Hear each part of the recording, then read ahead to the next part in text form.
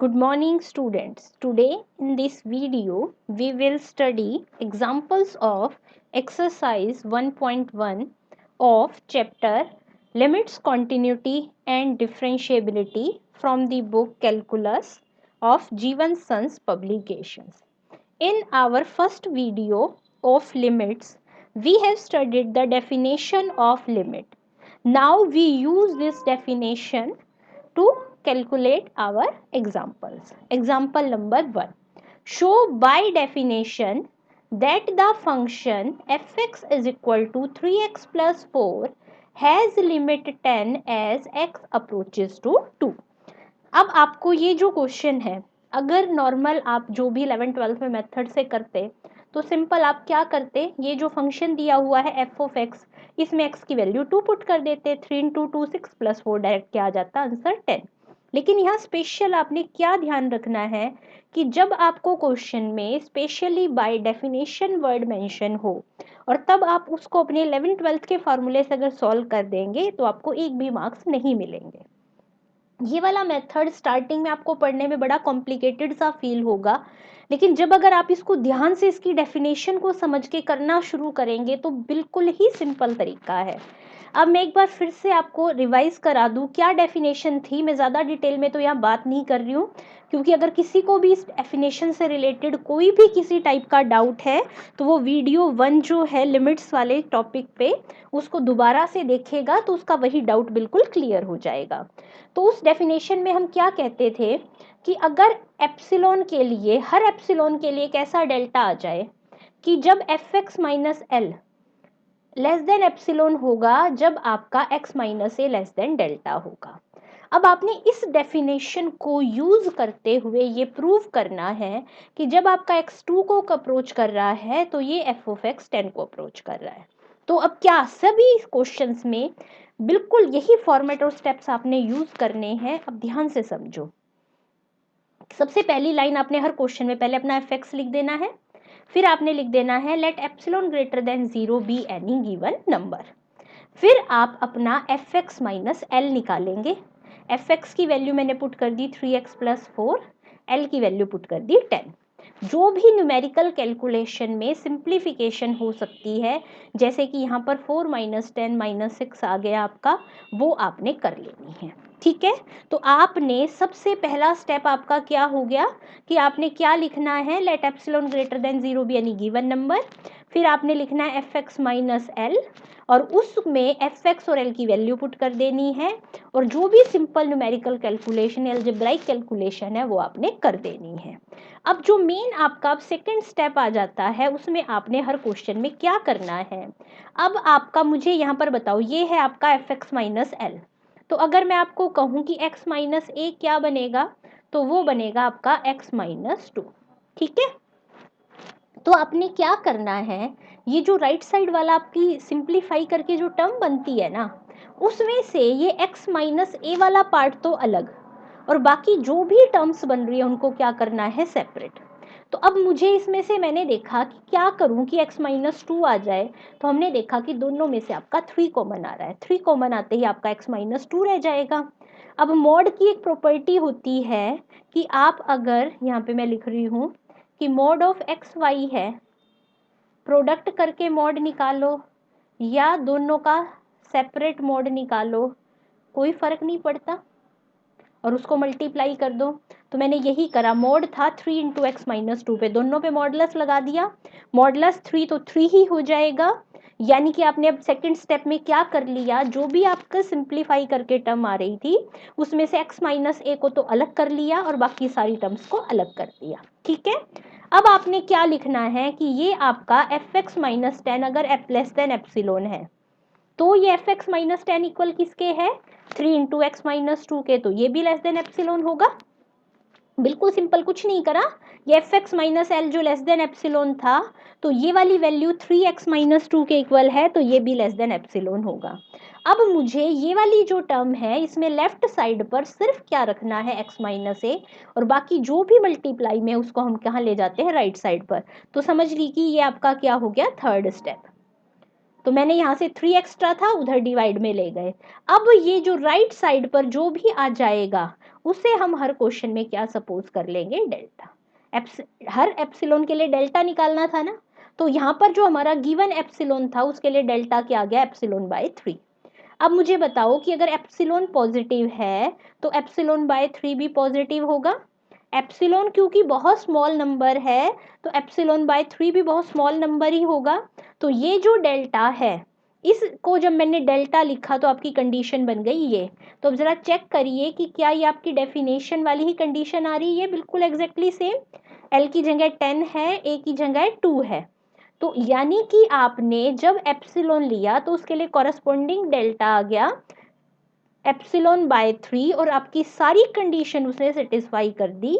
तो इसलिए by definition जो ये लिमिट गिवन थी 10 एफ एक्स की फॉर एक्स अप्रोचेस टू 2, ये बिल्कुल ठीक है और यही फंक्शन की क्या है, लिमिट। नया कॉन्सेप्ट जब आप स्टडी करना स्टार्ट करते हैं तो एक बार सब चीज़ें बहुत कॉम्प्लिकेटेड और कंफ्यूजिंग सी लगती हैं। अभी ये वीडियो देखने के बाद जब आप 2-3 एग्जाम्पल स्टडी कर लोगे, फिर इनको बुक में से स्टडी करना और फिर सेल्फ प्रैक्टिस से इनको जब आप सॉल्व करोगे, तब आपको इनमें बिल्कुल भी कोई कॉम्प्लिकेशंस फील नहीं होगी। चलो अब हम आते हैं अपने सेकेंड एग्जाम्पल पे। आपको शो करना है बाय डेफिनेशन कि ये फंक्शन की लिमिट है 6 जब x अप्रोच कर रहा है 3 को, यानी कि आपके पास a की वैल्यू तो क्या हो गई 3 और l की वैल्यू क्या हो गई 6। ठीक है, बिल्कुल लास्ट क्वेश्चन की तरह ही चलेंगे। अब जरा एक बात ध्यान से देखो, जब let epsilon greater than 0 be any given real number, first step में हमने वहां भी यही काम करा था। फिर एफ एक्स माइनस एल लिखा था, एफ एक्स की वैल्यू पुट कर दी।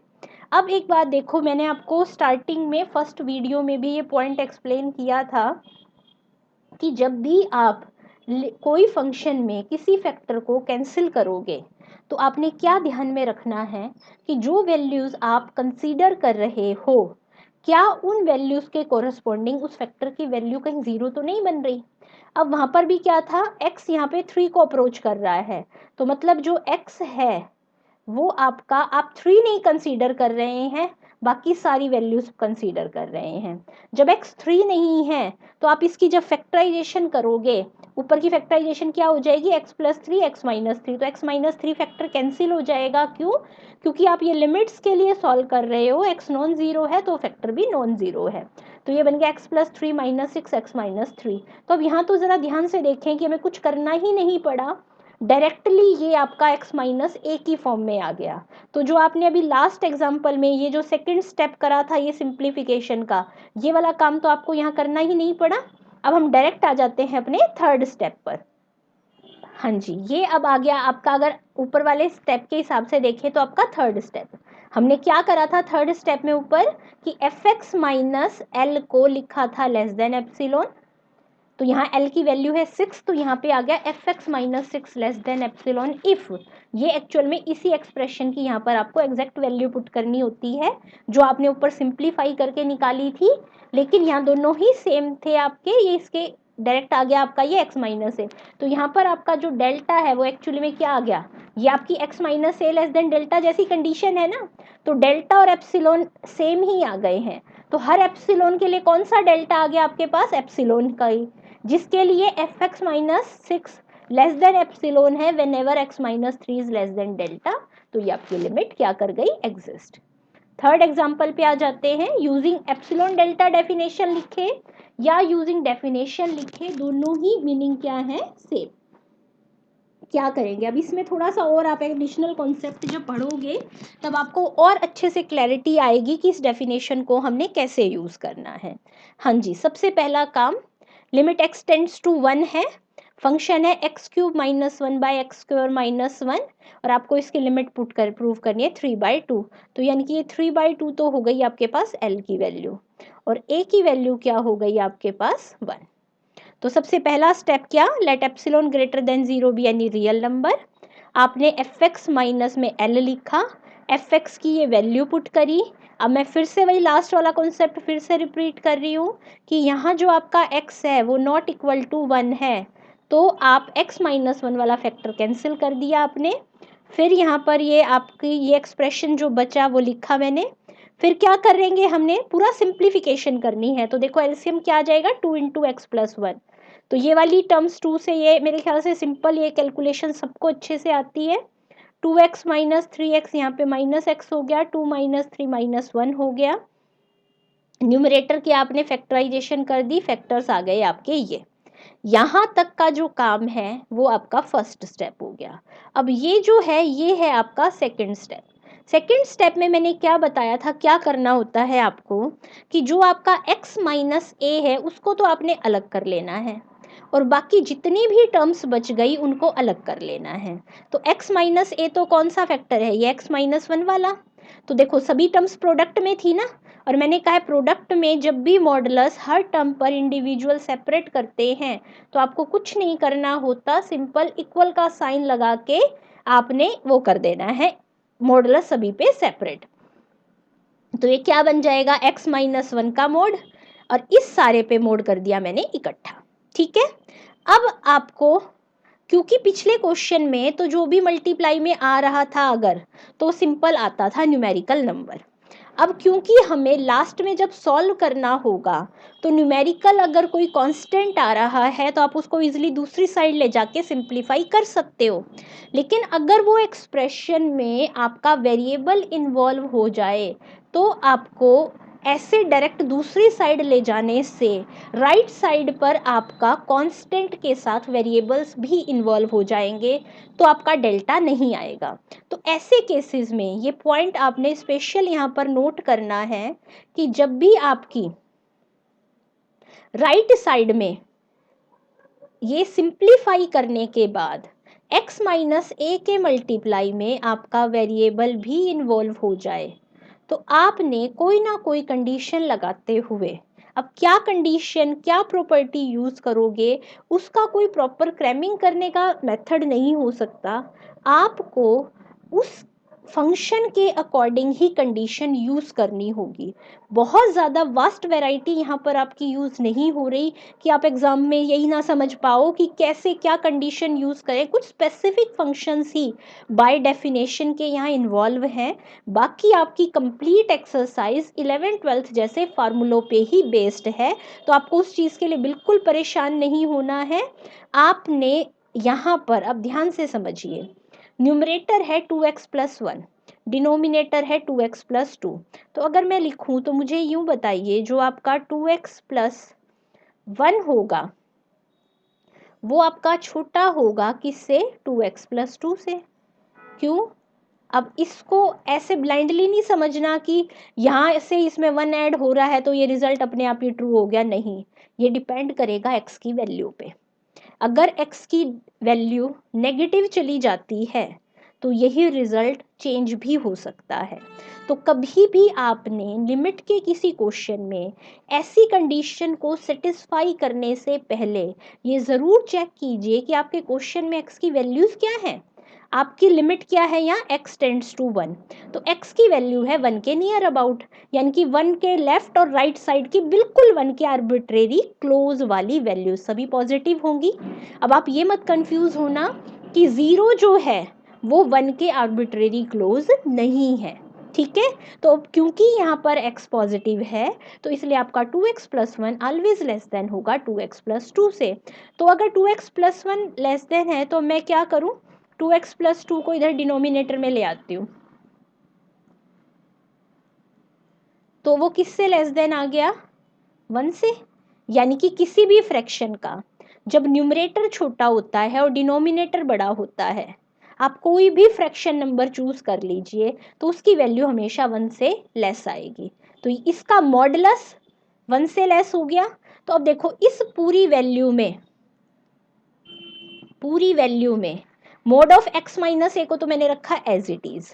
अब क्योंकि ये value less than equal to 1 है तो देखो मैंने लेस देन इक्वल टू का साइन लगा के यूं समझ लो कि मल्टीप्लाई में क्या लिख दिया, 1, कि हमने हर क्वेश्चन में यही कोशिश करनी है कि जो भी मल्टीप्लाई में वेरिएबल्स वाली टर्म आ रही हैं उन्हें कोई भी इनइक्वालिटी यूज करते हुए कांस्टेंट में कन्वर्ट कर ले। ठीक है, अब बिल्कुल अपना थर्ड स्टेप हम स्टार्ट करते हैं। थर्ड स्टेप क्या था आपका, कि mod of x F x minus L क्या, ये तो अभी इसने सिंपल लिख दिया कि हमारा क्या आया है, लेस देन आ गया mod of x minus one से। फिर हम लिखते हैं mode of F x minus L less than epsilon होगा इफ। अब एक बात बताओ, ये अगर एप्सिलॉन से छोटा है, ये वाली वैल्यू इससे अप्रोक्सीमेट बड़ी है, तो mode of x minus one भी लेस देन एप्सिलॉन होगा। यानी कि इस क्वेश्चन में भी, अब आपको इसको अपनी जनरल डेफिनेशन से चेक करें तो सेम आ गया। यहाँ पे डेल्टा की जगह क्या आ रहा है आपका, एप्सिलॉन। तो कह रहे हैं by taking delta is equal to epsilon we get mod of fx minus 3/2 is less than epsilon when mod of x minus 1 is less than delta। यानी कि आपकी लिमिट की सारी कंडीशन सेटिस्फाई होगी, एप्सिलॉन के लिए डेल्टा एग्जिस्ट कर गया जो कि एप्सिलॉन के ही इक्वल है, चाहे कुछ भी आ जाए, बस आपका जो डेल्टा आना चाहिए वो कांस्टेंट होना चाहिए, पॉजिटिव होना चाहिए और स्मॉल नंबर होना चाहिए, उसकी वैल्यू में वेरिएबल इन्वॉल्व नहीं हो सकते। Now we come to our next example, example number 4. Using definition, prove that limit x tends to a cos of x is equal to cos of a, where a belongs to a real number। बिल्कुल आपने कुछ नहीं घबराना, यहाँ चाहे बेशक आपका trigonometric functions आ गए हैं, तो सिंपल टिग्नोमेट्रिक आइडेंटिटी यूज़ करते हुए बिल्कुल सिमिलर वही मेथड हम यूज़ करेंगे जो भी हमने अलजेब्राइक फंक्शंस के लिए यूज़ किया था। तो फर्स्ट स्टेप क्या लिखना होता है, वही let epsilon greater than 0 be any given real number mod of F x minus l. L आपका यहाँ पर क्या है, cos of a. F x की वैल्यू पुट कर दी। अब एक्चुअल में मैंने आपको क्या बताया था कि आपने इसमें से एक्स माइनस ए वाला जो पार्ट है वो आपने क्या करना है, सेपरेट। अब यहाँ पर तो x अलग है और a अलग है, तो नेचुरल सी बात है कि हमें टिग्नोमेट्रिक आइडेंटिटीज यूज करनी होंगी। तो सबसे पहले कौन सा फार्मूला लगाएंगे, cos c minus cos D. ये फार्मूलों से आप सब कुछ पहले से ही फेमिलियर हैं, तो मैं उसको ज़्यादा डिटेल में कंसीडर नहीं कर रही हूँ, यहाँ पर हमने ये फार्मूला लगा दिया। ठीक है, अब क्या बताया था कि मॉडुलस को कैसे सेपरेट करना है, कि जिसमें x माइनस ए आ रहा था, देखो उस पर तो मैंने मॉड लगा लिया अलग और बाकी सभी टर्म्स पे लगा दिया अलग। जब -2 पे मॉड लगेगा तो वो किसके इक्वल हो जाएगा, 2 के, और इस पे मॉड रह गया। अब क्या बताया था फिर, अब सेकंड स्टेप को हम देखें कि हमें x माइनस ए के साथ में सिर्फ कांस्टेंट नंबर्स चाहिए। जितने भी वेरिएबल्स या फंक्शंस इन्वॉल्व हो रहे हैं उन्हें आपको कोई भी आइडेंटिटी को यूज़ करते हुए कांस्टेंट से रिप्लेस करना है। ऐसा कुछ ज़रूरी नहीं है कि हर क्वेश्चन में वन से ही रिप्लेस होगा, वो डिपेंड करेगा कि आपका क्या फंक्शन इन्वॉल्व हो रहा है, उसी के अकॉर्डिंग आप अपने कांस्टेंट को क्या करेंगे, फंक्शन को, सॉरी वेरिएबल को रिप्लेस। अब जरा ध्यान से देखो, साइन फंक्शन दो बार आ रहा है, एक बार साइन का एंगल है x plus A by two और एक बार साइन का एंगल है x minus A by two. अब इसमें से जो x minus A by two वाली टर्म है ये आपको चाहिए, और यहाँ पर ये जो x प्लस ए प्लस टू वाई टर्म है ये वाली आपको नहीं चाहिए, क्योंकि आपको तो मॉड ऑफ x माइनस ए चाहिए ना। तो साइन और कॉस, साइन फंक्शन मेनली मैं बात करूं तो एक स्पेशल कंडीशन सेटिस्फाई करता है। क्या, ये प्रॉपर्टी तो आपने बहुत अच्छे से पढ़ी हुई है कि साइन और कॉस के मॉडुलस की value always less than equal to 1 होती है। क्यों, क्योंकि साइन फंक्शन हमेशा -1 और 1 के बीच में ही वैल्यूज अज्यूम करता है। तो अब देखो ध्यान से इस पॉइंट को समझना, अगर आपको एक बार ये पॉइंट क्लियर हो गया तो इस क्वेश्चन में आपको कभी भी कोई प्रॉब्लम नहीं आएगी। अब ध्यान से समझो कि ये वाला जो फंक्शन है साइन, क्योंकि इसका एंगल है x प्लस ए, जो कि आपको अपनी डेफिनेशन के अकॉर्डिंग रिक्वायर्ड नहीं है, तो मतलब यहाँ पर साइन की ऐसी कोई आइडेंटिटी यूज करें कि जिससे ना तो साइन आए और ना ही x प्लस ए आए। तो हम क्या आइडेंटिटी यूज करते हैं, ये वाली, कि mod of sign of any angle always क्या होता है, लेस देन इक्वल टू 1। तो देखो 2 आपका रहा एज इट इज, और मैंने इस पूरी टर्म को किससे रिप्लेस कर दिया, लेस देन इक्वल टू लगाकर 1 से। हो गया क्लियर कि क्या याद रखना है कि साइन कॉस का जो भी फंक्शन ऐसा हो जिसके एंगल की भी आपको नेक्स्ट स्टेप पर रिक्वायरमेंट नहीं है, तो उसके मॉडुलस को ऑलवेज इस प्रॉपर्टी को यूज करते हुए लेस देन इक्वल टू 1 से रिप्लेस कर देंगे। दूसरी टर्म पे आ जाओ। अब दूसरी टर्म पे भी अगर आपने यही आइडेंटिटी यूज कर दी और इसको भी 1 से रिप्लेस कर दिया तो राइट साइड पर आपका x माइनस ए तो बचेगा ही नहीं। तो अब हमें साइन की प्रॉपर्टी ऐसी यूज करनी है कि ये मॉडुलस में से सिर्फ एंगल बच जाए, आपका ये साइन खत्म हो जाए। तो साइन की एक ये प्रॉपर्टी होती है कि किसी भी एंगल पे साइन फंक्शन अप्लाई करो तो उसका modulus always less than equal to होता है एंगल के मॉडुलस से। फॉर एग्जांपल साइन 0 निकालूं, साइन 0 कितना होता है 0, थीटा भी 0, इक्वालिटी आ गई। फिर अगर मैं कहूँ साइन पाई बाय 2 निकालो, साइन पाई बाय 2 कितना होता है 1 और थीटा मतलब मोड ऑफ पाई बाय 2। तो अगर मैं आपको कहूँ कि पाई बाय 2 की वैल्यू बताइए कितनी है, तो मोस्टली स्टूडेंट्स को 12th तक क्या हैबिट होती है कि पाई इज इक्वल टू मतलब 180। एक्चुअली में स्टूडेंट्स पाई की वैल्यू कभी भी 180 नहीं होती है, पाई की वैल्यू क्या होती है 22/7 ऑलवेज। तो ये 22 बाई क्या हो गया 14। तो साइन पाई बाय 2 तो था 1 और पाई बाय 2 है 22/14, यानी कि कोई भी ये जो वैल्यू है इसकी वैल्यू है ग्रेटर देन 1। तो यानी कि साइन पाई बाय 2 पाई से तो छोटा आ गया ना। तो ये आप कंडीशन किसी भी एंगल पे आप करके चेक कर सकते हैं कि mod of sine theta always less than equal to होता है मोड ऑफ थीटा से। और आपने अपनी कैलकुलस की बुक में या अब आगे हायर स्टडीज में पढ़ते हुए कभी भी पाई की वैल्यू को 180 डिग्री मेंशन नहीं करना है। आपने 11th-12th में जब ट्रिग्नोमेट्री पढ़ना स्टार्ट किया होगा तो वहाँ पर आप पढ़ते थे रेडियन मेजरमेंट, डिग्री मेजरमेंट। तो जो आपके रेडियन और डिग्री मेजरमेंट होते हैं वहाँ पर आपने एक रिलेशन पढ़ा होगा कि पाई रेडियन 180 डिग्री के इक्वल होता है। दो मेजरमेंट में हम इक्विवेलेंस पढ़ते हैं ना, तो इसलिए जब आप छोटी क्लासेस में एंगल बनाना पढ़ते हैं, सिंपल पाई पढ़ना शुरू करते हैं, तो एक मेन बच्चों को हैबिट होती है कि वहाँ रेडियन मेजरमेंट जब नहीं सिखाए जाते तो आपको पाई की वैल्यू 180 सिखाई जाती है। क्यों? क्योंकि ट्रिग्नोमेट्री या ज्योमेट्री में जब आप पढ़ रहे होते हैं पाई जो है वो 180 डिग्री के क्योंकि इक्विवेलेंट होता है। लेकिन अब हायर क्लासेस में क्योंकि अब आपने रेडियन और डिग्री मेजरमेंट दोनों स्टडी कर लिए हैं, तो इन फ्यूचर जब भी आप कभी अपना पाई यूज करेंगे तो आप उसकी वैल्यू क्या कहेंगे 22/7 ना कि 180। ठीक है, तो अब देखो मैंने यहाँ पर यही प्रॉपर्टी यूज कर ली कि साइन थीटा, फिर से मैंने वही लेस देन इक्वल टू लगाया, किसके आ जाएगा मोड ऑफ थीटा के। 2 से 2 कैंसिल हो गया, आपका क्या बच गया mod of x minus A. अब तो बिल्कुल कोई प्रॉब्लम नहीं कि F x minus L less than equal to आ गया x माइनस ए के। तो आप क्या लिखोगे, hence F x minus L is less than epsilon if x minus A is less than epsilon, यानी कि डेल्टा और एप्सिलॉन सेम चूज करते ही आपकी कंडीशन ये सेटिस्फाई हो जाती है, यानी कि आपका फंक्शन की लिमिट क्या कर गई एग्जिस्ट। तो सिंपल ये दो प्रॉपर्टी और आपकी टिग्नोमेट्री का cos c minus cos d का फॉर्मूला लिखा और आपका क्वेश्चन सॉल्व हो गया। बस मेन पॉइंट आपने यही याद रखना है कि साइन का जो एंगल आपको x माइनस ए की फॉर्म में आगे क्वेश्चन में यूज करना है उस पर तो लगाएंगे ये वाली प्रॉपर्टी, जो साइन के एंगल को आपने आगे यूज नहीं करना है उसमें लगा दो ये वाली प्रॉपर्टी। नेक्स्ट क्वेश्चन पे आ जाओ।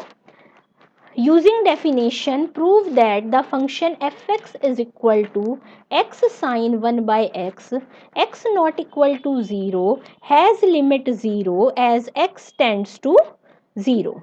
ठीक है, यानी कि ये जो आपका फंक्शन है इसकी लिमिट आपने l की वैल्यू क्या प्रूव करनी है 0, और यहाँ पर x जो है वो भी आपका किसको अप्रोच कर रहा है 0। ठीक है, फर्स्ट स्टेप वही let epsilon greater than 0 be any given real number. ये आपने एफ एक्स माइनस एल लिखा जो कि x sine 1 by x minus 0 हो गया।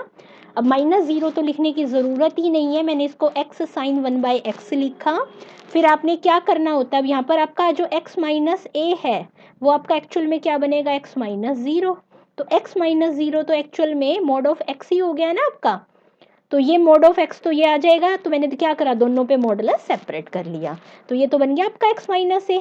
यानी कि ये जो साइन 1 बाय एक्स है इसको आपने क्या करना है, हटाना है। ना तो आपको साइन चाहिए और ना ये 1 बाय एक्स चाहिए।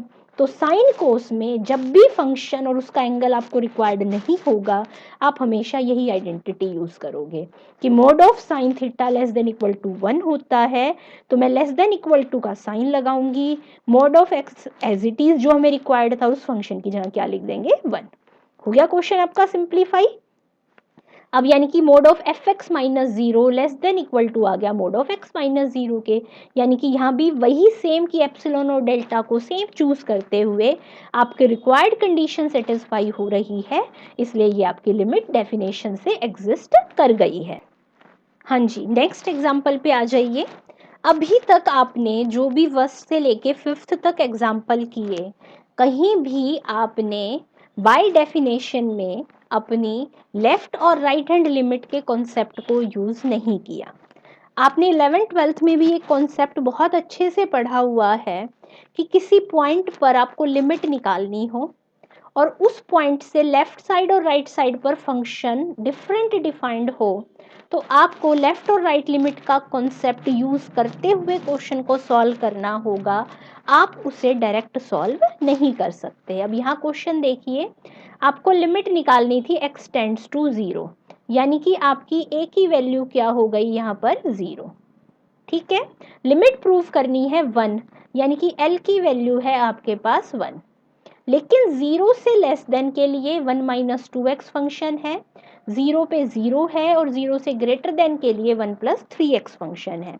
यानी कि जब भी आपको 0 पे लिमिट चेक करनी होगी तो लेफ्ट और राइट पार्ट के लिए आप डिफरेंटली सॉल्व करेंगे। चलो हम स्टार्ट करते हैं।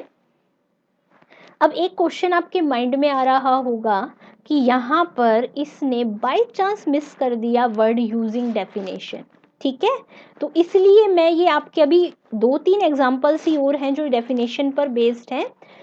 फार्मूला बेस्ड जब क्वेश्चंस आएंगे तो उन पे हम उसी टाइप से, अभी जो स्टार्टिंग के पोर्शन में आपके जितने क्वेश्चंस हैं बुक में बचने ही मिसिंग ये है कि यूजिंग डेफिनेशन वर्ड, लेकिन अभी हम उनको डेफिनेशन से ही पढ़ेंगे ताकि आपको ये डेफिनेशन वाला कॉन्सेप्ट अच्छे से क्लियर हो जाए। ठीक है, तो अब यूजिंग डेफिनेशन में जब आप लेफ्ट और राइट लिमिट वाला कॉन्सेप्ट यूज करते हैं तो बाकी कहीं कुछ चेंज नहीं आएगा। बस चेंज क्या आएगा कि लेफ्ट और राइट में तो सिंपल था x माइनस ए लेस देन डेल्टा, अब इसमें क्या हो जाएगा याद हो, अभी मैं आपको फिर से एक बार रिपीट कर देती हूँ।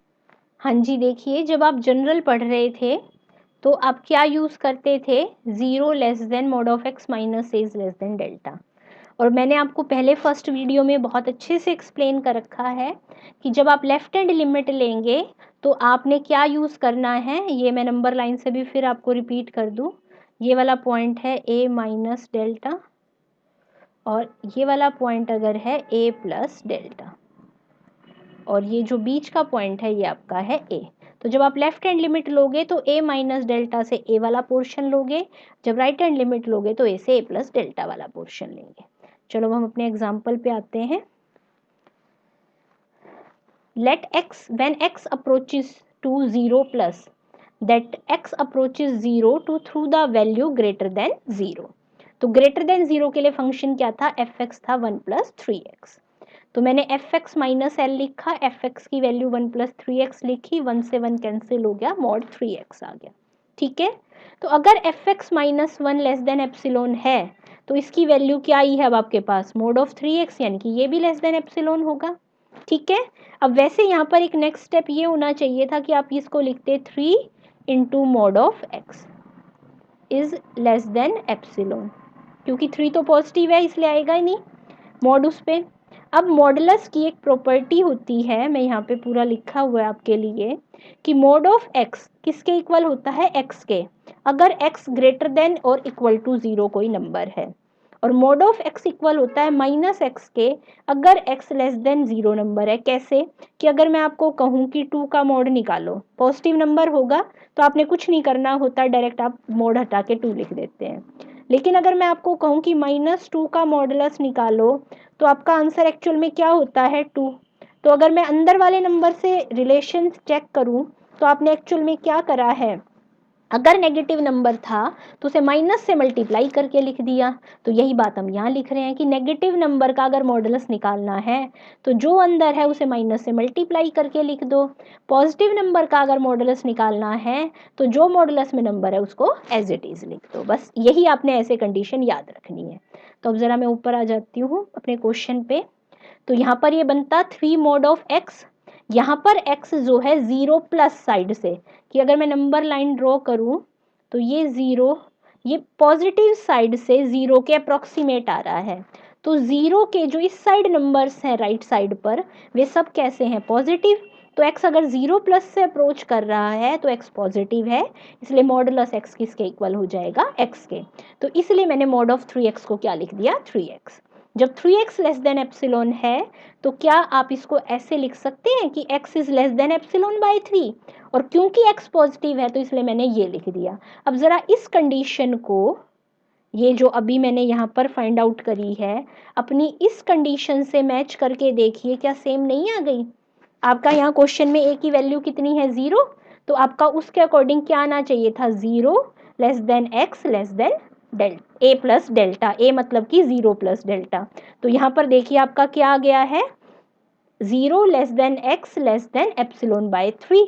यानी कि अगर आप एप्सिलॉन बाय 3 को डेल्टा लें तो ये एक्चुअल में बन जाएगा 0 less than x less than 0 minus delta. ठीक है। फिर आपने क्या करा? इसे मॉडुलस की फॉर्म में ऐसे लिख दिया कि ये कंडीशन सेटिस्फाई हो रही। हाँ जी, देखिए यानी कि ये आपकी लेफ्ट लिमिट वाली कंडीशन मैंने जनरल फॉर्म में लिख दी है। आप ऐसे लिखना चाहें ऐसे लिख लें, या आप इसको ऐसे लिखना चाहें तो ऐसे भी लिख सकते हैं, दोनों से कोई फर्क नहीं पड़ेगा। कि यानी कि ये आपने लेफ्ट वाला पार्ट प्रूव कर दिया for delta is equal to epsilon by 3। तो आप ये देख रहे हैं कि हम बिल्कुल सिमिलर लास्ट क्वेश्चन की तरह ही काम कर रहे हैं। हमने यहाँ पर हमारी लिमिट 0 के पॉजिटिव साइड से अप्रोच कर रही थी तो वही वाला फंक्शन लिया, फंक्शन की वैल्यूज पुट करी, पुट करने के बाद आपने x माइनस ए से बाकी पोर्शन को सेपरेट कर लिया। मॉड ऑफ x, क्योंकि यहाँ x था तो आपका मॉड हट गया और इसको आपने उसी कंडीशन में कन्वर्ट कर दिया। अब हम आ जाते हैं अपनी नेगेटिव वैल्यूज के लिए कि x आपका 0 माइनस साइड से अप्रोच कर रहा है। तो अब अगर x इस साइड से अप्रोच करेगा तो वैल्यूज कैसी होंगी? सारी नेगेटिव। उसके लिए जो फंक्शन था, देखो यहाँ ऊपर कौन सा फंक्शन गिवन है, उसके इसके लिए 1 माइनस 2x। तो मैंने वही लिखो fx माइनस एल लिखा, 1 से 1 आपका कैंसिल हो गया, क्या बच गया? Minus 2x। तो fx minus L less than epsilon होगा, ये है इक्वल माइनस 2x के, जब माइनस 2x लेस देन हो एप्सिलॉन के। ठीक है। अब इसको ध्यान से समझिए कि यहाँ मॉडुलस हम कैसे हटाएंगे। अब फर्स्ट स्टेप तो आपने क्या करना है? वही माइनस 2x। x कैसा है आपका? नेगेटिव। नेगेटिव है क्यों? क्योंकि x अप्रोच कर रहा है 0 माइनस से। तो x नेगेटिव माइनस 2 नेगेटिव, तो दोनों का प्रोडक्ट कैसा हो जाएगा? पॉजिटिव। तो यानी कि माइनस 2x एक पॉजिटिव नंबर है, भले ही ये दिखने में बाहर माइनस का साइन लग रहा है। आपने अभी मॉडुलस की प्रॉपर्टी पढ़ी है कि जैसे ही किसी पॉजिटिव नंबर का मॉडुलस हटाना है तो आप उस नंबर को एज इट इज लिखेंगे। तो अब यहाँ पर क्योंकि मुझे लेफ्ट वाली कंडीशन में भी इसे कन्वर्ट करना था, इसीलिए मैं मॉडुलस हटा रही हूँ। अगर ये क्वेश्चन लेफ्ट राइट में बाइफरकेट करके नहीं होता तो मैं डायरेक्ट दोनों पे मॉडुलस सेपरेट करके मॉडुलस की फॉर्म में ही इसको सॉल्व कर देते हैं। तो ये आ गया माइनस 2x। अब माइनस 2x है लेस देन एप्सिलॉन। अगर मैं माइनस 2 को उस साइड लेकर जाऊंगी तो इनइक्वालिटी का साइन क्या हो जाएगा? चेंज। यानी कि आपका x ग्रेटर देन आ गया माइनस एप्सिलॉन बाय 2 से। तो आप इसको क्या लिख सकते हो? x ग्रेटर देन आ गया माइनस डेल्टा से, या हम इसको लिख सकते हैं 0 माइनस डेल्टा। माइनस डेल्टा को 0 माइनस डेल्टा लिखा, लेस देन x और लेस देन 0। लेस देन 0 क्यों है? क्योंकि x 0 माइनस की साइड से 0 की तरफ आ रहा है, 0 नहीं बन रहा। तो यानी कि अब दूसरे केस में जब आपने डेल्टा को एप्सिलॉन बाय 2 लिया तब आपकी ये लेफ्ट साइड की कंडीशन सेटिस्फाई हो गई।